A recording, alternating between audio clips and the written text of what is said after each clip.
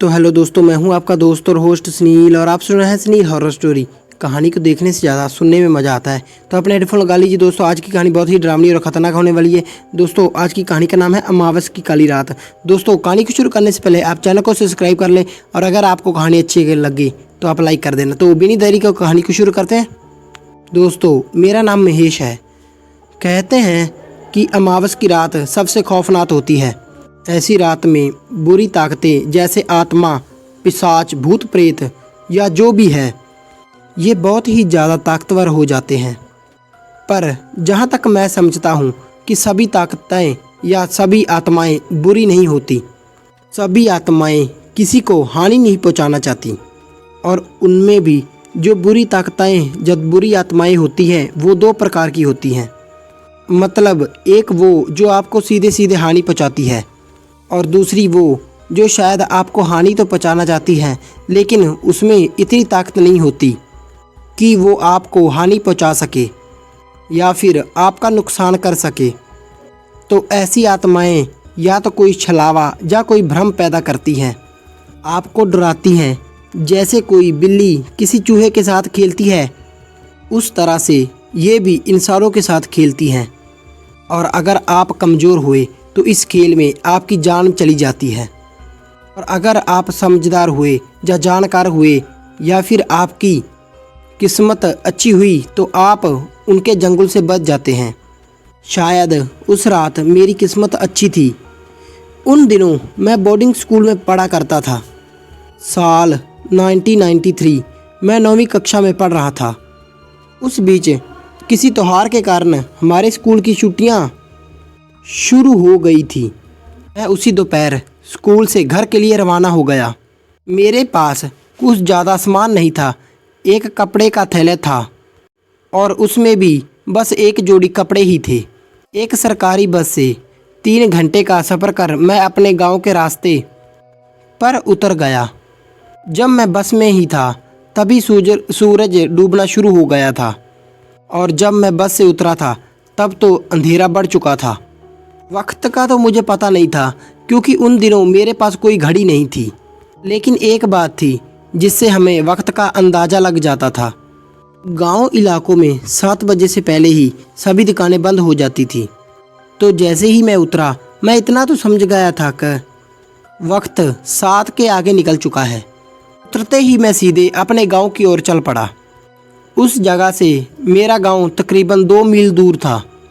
मतलब अब मुझे 2 मील तक चलकर जाना था। अब अजीब बात यह थी कि आसमान में भी चाँद कहीं दिखाई नहीं दे रहा था।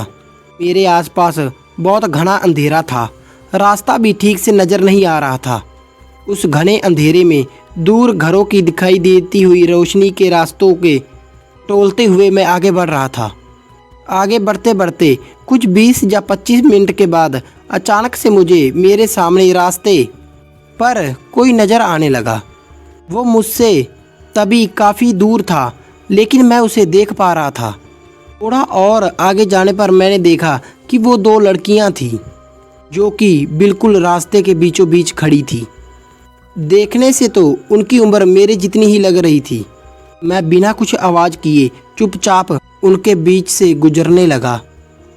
तुरते तुरते तो तभी उन्होंने मुझे अचानक से आवाज़ दी और कहा, आगे मत जाओ, आगे खतरा है, यहाँ से वापस चले जाओ। पहले तो मुझे उनकी बात अजीब सी लगा कि इतनी रात को इतने घने अंधेरे में वो भी रास्ते को बीचों बीच कौन लड़कियाँ खड़ी रहती हैं। फिर भी मैं अपनी जगह पर रुक गया। मुझे लगा कि शायद वो लड़कियाँ गुम हो गई होंगी या फिर रास्ता भटक गई होंगी। मैंने उनके पास जाकर पूछा, कौन हो आप और किस गांव से हो आप? उन्होंने फिर वही कहा, आगे मत जाओ, यहाँ से वापस चले जाओ। मैंने कहा, नहीं, मुझे जाना पड़ेगा। मेरा गांव बस थोड़ी ही दूर है और मैं रास्ता भी अच्छे से जानता हूँ। वो दोनों जुड़वा थी, बिल्कुल एक जैसी। मैंने उन्हें गौर से देखते हुए पूछा, आपको क्या अपने घर नहीं जाना? कहीं तुम रास्ता तो नहीं भटक गई? उन्होंने फिर भी मेरी बात का कोई जवाब नहीं दिया।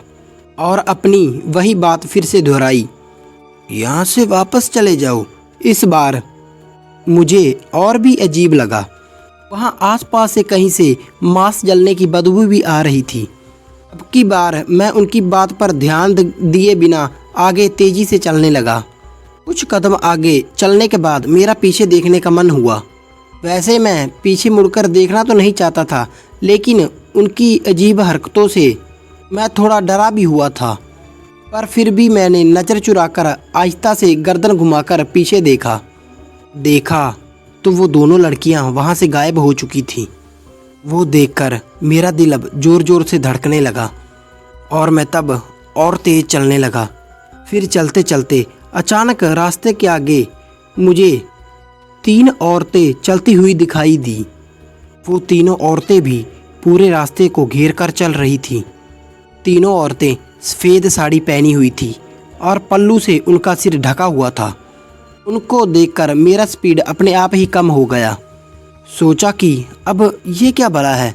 वो तीनों औरतें बहुत ही धीरे धीरे चल रही थीं। इतना धीरे कि जब भी मैं 3 या 4 कदम चलता तो तब वो 1 कदम आगे बढ़ती थी। मैं उनके थोड़े अंतर पर उनके ही गति से चलने लगा, लेकिन तब भी मैं बार बार मुड़कर पीछे देख रहा था, क्योंकि अब मुझे थोड़ा डर भी लगने लगा था। हैरानी वाली बात ये थी कि रात बहुत घनी अंधेरी थी, पर फिर भी मैं उन सबको देख पा रहा था। आखिरकार मुझसे रहा नहीं गया। मैं मन ही मन में बहुत डर गया था। पीछे 2 लड़कियां थीं और आगे ये 3 औरतें। वो कौन थी ये तक मुझे पता नहीं था। लगा कि अगर ऐसा ही चलता रहा तो मेरे साथ ज़रूर कुछ ना कुछ बुरा हो जाएगा। फिर मैंने सोचा कि और तेज़ चलता हूँ और फिर उनके बाजू से आगे निकल जाता हूँ। मैंने फिर एक बार अपनी स्पीड पकड़ी और पहले से भी तेज़ चलना शुरू कर दिया और फिर रास्ते से हटकर उनके एक तरफ से आगे निकल गया। जैसे ही मैं उन तीनों से आगे कुछ कदम बढ़ा, उनमें से किसी औरत की एक धीमी सी हंसी मुझे सुनाई पड़ी। मैंने सोचा कि कहीं वो औरत हमारे गांव की तो नहीं, तो इसीलिए मैंने मुड़कर पीछे देखा। तो उन्हें देख मेरी जान हल्क में आ गई। उन तीनों के चेहरे ठीक एक जैसे थे। उनके चेहरों पर उनकी आंखों तक फैलती हुई एक बड़ी सी मुस्कान थी और वो अपनी भयानक सफ़ेद आंखों से देखकर मुझे मुस्कुरा रही थी, एक अजीब से तरीके से। वो देखकर मेरा शरीर सुन्न हो गया। शरीर पर हर तरफ रोंगटे खड़े हो गए। उनका वो भयानक सा चेहरा देखकर मैं तेज़ी से भागने लगा। वो रास्ता किस तरफ जा रहा था और मैं किस तरफ भाग रहा था ये तक मुझे पता नहीं था। उस वक्त मैं सिर्फ सामने दिखाई दे रही रोशनी की तरफ दौड़ता रहा। मेरी सांस फूल गई थी, फिर भी मैं पूरी ताकत से दौड़ रहा था। फिर कुछ आगे जाकर मैं किसी चीज़ से टकराकर नीचे गिर पड़ा। अंगूठे को बहुत ज़ोर से चोट लगी थी और बहुत दर्द हो रहा था। मेरी चप्पल भी टूट गई थी, पर दर्द से ज़्यादा मेरे अंदर डर भरा पड़ा था। कुछ दूर आगे जाने के बाद मुझे लगा कि मैं उन औरतों को काफ़ी पीछे छोड़ आया हूँ। फिर भी तसल्ली के लिए मैंने पीछे मुड़कर देखा। मेरे पीछे दूर दूर तक कोई नहीं था। मैंने अपने दर्द कम करने के लिए किसी तरह से पैर को दबाकर रखा और फिर से सामने की ओर मुड़ा। सामने देखकर फिर एक बार मेरा दिमाग सुन्न रह गया। अब वो तीनों औरतें मेरे सामने थीं और एक अजीब सी मुस्कान के मेरी ओर बढ़ रही थीं। ठीक वही सफ़ेद कपड़े, वही सफ़ेद आँखें और चेहरे पर एक भयानक फैली हुई मुस्कान। उन्हें मेरी ओर आता हुआ देख मैं फिर से उठकर दौड़ने लगा। अब मैं पहले से भी ज़्यादा तेज़ दौड़ रहा था। आगे दूर कहीं एक आग की रोशनी दिखाई दे रही थी। मुझे लगा कि वहाँ पर कोई मदद के लिए मिल जाएगा। मैं बस दौड़ता रहा, पर कुछ दूर आगे जाने पर मुझे महसूस हुआ कि वहाँ पर कोई घर नहीं था, वहाँ पर कोई आग नहीं थी, बल्कि वो शमशान था। और वहाँ पर एक चिता जल रही थी। वो मशान की आग थी। जाने अनजाने में मैं जिस रास्ते पर दौड़ रहा था वो एक शमशान का रास्ता था। मैं अब लगभग रोने लगा था। मुझे फिर कहीं से उन औरतों की हंसी सुनाई दी, जैसे मैं उनके जाल में फंस गया था। और तभी मेरे सामने फिर से वो दो लड़कियां धुंधली रोशनी में चमकती हुई दिखाई देने लगी। हमने कहा था आगे मत जाओ, आगे खतरा है। उनसे कुछ कहने के लिए भी मैं अपनी हिम्मत नहीं जुटा पा रहा था। मैं इतना डरा हुआ था कि बोलने के बजाय मेरे होंठ थरथरा रहे थे, आंखों से आंसू बह रहे थे, शरीर पसीने से लबालब हो चुका था और मैं फिर से पड़े पड़े दर्द से कहरा रहा था। फिर उन दोनों ने भी अपना एक हाथ आगे बढ़ाया और अपनी तरफ आने का इशारा किया। चलो हमारे साथ। पता नहीं था कि वो लड़कियां कौन थी, पर उनकी बातों में अब मुझे भरोसा होने लगा था। एक तरह का विश्वास था। मैं बिना कुछ सोचे उनके पीछे पीछे दौड़ने लगा। वो लड़कियां बहुत तेज थी। वो भाग नहीं रही थी, हवा में लहराते हुए जा रही थी। काफ़ी दूर आगे जाने के बाद वो अचानक से कहीं गायब हो गई। मैं फिर एक बार घबराकर वहीं रुक गया, पर जब मैंने ध्यान से देखा, वहाँ थोड़ी ही दूर बहुत सारे घरों से बाहर आती हुई रोशनी दिखाई देने लगी। मतलब अब मैं अपने गांव के पास था। मैं फिर भी भागता हुआ घर तक चला गया, पर मेरे पीछे जो भी चीज़ थी उसने घर तक मेरा पीछा किया था।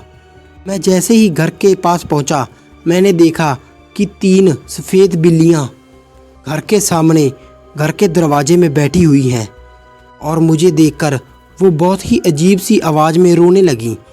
वो आवाज़ बिल्कुल वैसी थी जैसे कोई इंसान किसी के मातम पर रोता है। मेरी हालत अब और भी ख़राब हो गई। उन तीनों बिल्लियों में मुझे वो तीनों चुड़ैलें नज़र आ रही थी। घर में किसी को आवाज़ देने तक की मेरे में हिम्मत नहीं थी, पर मेरी किस्मत ने एक बार फिर से मेरा साथ दिया और उसी वक्त बाबा एक डंडा लेकर घर से बाहर आ गए और उन बिल्लियों को हटकने लगे। हट हट हट, एक तो अमावस की रात है और ये हमारे ही दरवाजे के आगे रो रही है। पिताजी के हटकते ही वो सारी बिल्लियाँ यहाँ वहाँ भाग गई और तब पिताजी का ध्यान मेरी ओर गया। मेरी हालत देखकर वो दौड़कर ही मेरे पास आ गए। क्या हुआ तुझे? तू यहाँ क्यों रुका हुआ है? उन्होंने मुझे छू कर देखा। तू इतना क्यों काँप रहा है? क्या हुआ है तेरे साथ? जैसे ही उन्होंने मुझे छू कर देखा, मैं चक्कर खाकर नीचे गिर पड़ा। उस वक्त मेरा शरीर ऐसे झटक रहा था जैसे मुझे मिर्गी का दौरा पड़ा हो और उसी के साथ मैं बेहोश हो गया। मुझे 3 दिन बाद ठीक से होश आया और 3 दिन बाद पता चला मैं जब भी होश में आता था मुझे कुछ ही पल में फिर से दौरा पड़ता था और फिर से मैं बेहोश हो जाता था। दूसरे दिन बाबा को शक हुआ कि मैं शायद बीमार नहीं हूँ, मुझे कोई ऊपरी बाधा हुई है, क्योंकि जिस रात मैं घर आ रहा था उसी रात अमावस की रात थी। ठीक होने के बाद मैंने पिताजी को उन 2 लड़कियों की आत्मा के बारे में भी बताया, लेकिन उन्हें उन 2 आत्माओं के बारे में कुछ भी पता नहीं था और मुझे भी उनके बारे में कभी कुछ पता नहीं चला कि वो 2 लड़कियां कौन थी और उन्होंने मेरी जान क्यों बचाई थी। दोस्तों, क्या आपने कभी अमावस की रात ऐसा कभी कुछ महसूस किया है? क्या आपके पास ऐसा कोई डरावना किस्सा है? अगर आपके पास ऐसा कोई डरावना किस्सा है या कहानी है तो मेरे साथ ज़रूर शेयर करें। तो चलिए दोस्तों, आज की कहानी यही ख़त्म होती है। तो कैसी लगी आपको कहानी, लाइक शेयर कमेंट करके ज़रूर बताना और चैनल को ज़रूर सब्सक्राइब कर लेना। मिलते हैं इसी डरावनी और ख़तरनाक कहानी में, तब तक के लिए धन्यवाद।